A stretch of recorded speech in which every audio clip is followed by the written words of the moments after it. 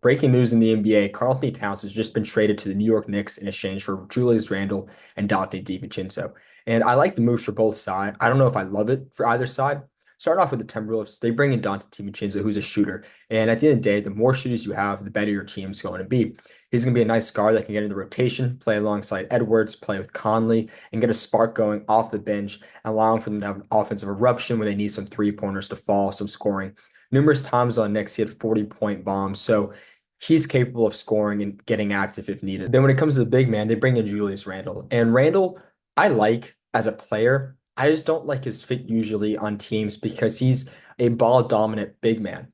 And when you have Anthony Edwards who likes the ball in his hands, I'm not sure how that dynamic's going to work between Randle and between Edwards. He's a good player. I'm just interested to see how well he can be off the ball when he doesn't have the ball in his hands.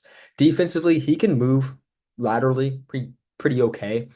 But him and Gobert, I don't know if they provide this stretch defender, which you're going to need more and more in the NBA as there's players like Kristaps Porzingis, Tobias Harris playing the four, stretching out your defense. And I think that could be a disadvantage to them defensively. Cat was able to roam. He didn't have to be in the paint to have success. He could roam around, allowing Gobert to anchor the paint and allow for him to take over the stretches. So that's my concern. Defensively, I'm not sure how Randle and Gobert, how their dynamics going to work. And then when it comes to offense, the ball has to run through Edwards, and I'm curious to see the complementary role that Randle can play. But the addition of Dante DiVincenzo, I really like. He can provide a spark from three, especially since Conley can shoot, Edwards can shoot, he can shoot. It's gonna be a nice dynamic to have. And also him coming off the bench with Dillingham. Dillingham isn't known for a three-point shooter, so he has to be a dish of ball to that can pick up the scoring at the guard perspective. Now looking at the Knicks side of it, I like the move. I think Cat is a top five center in the league easily. He can play really well and at high level offensively, and he's going to be relied upon. He can play off the ball, which is something that Randle wasn't able to do.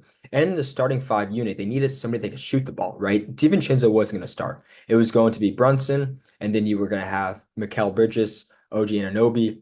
You were going to have Julius Randle and Mitchell Robinson, right? Now, by having Cat in there, you have a three-point shooter outside of Brunson, someone that can allow for you to get some scoring if needed in your starting lineup. So I like the addition of Cat.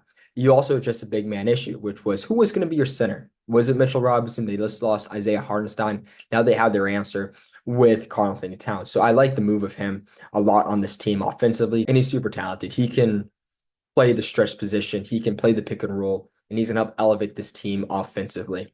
Now, the subtraction of DiVincenzo does hurt because just like it helped the Timberwolves, it's going to hurt the Knicks. They lose a three-point shooter now. But hopefully, Bonvadovic can keep up a good pace for them from behind the arc.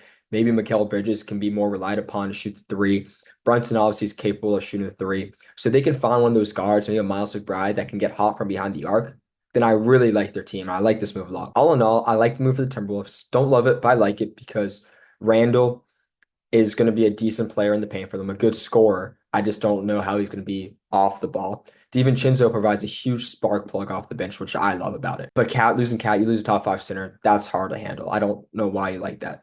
And then looking at the Knicks perspective, you bring in a top five center, you address the center need. You have a shooter now in your starting lineup. Defensively, we'll see how it all works out, who's going to play that four. But at the end of the day, once you get talent, that's when you start finding the answers to your questions. And they have the talent, they have their finalized roster.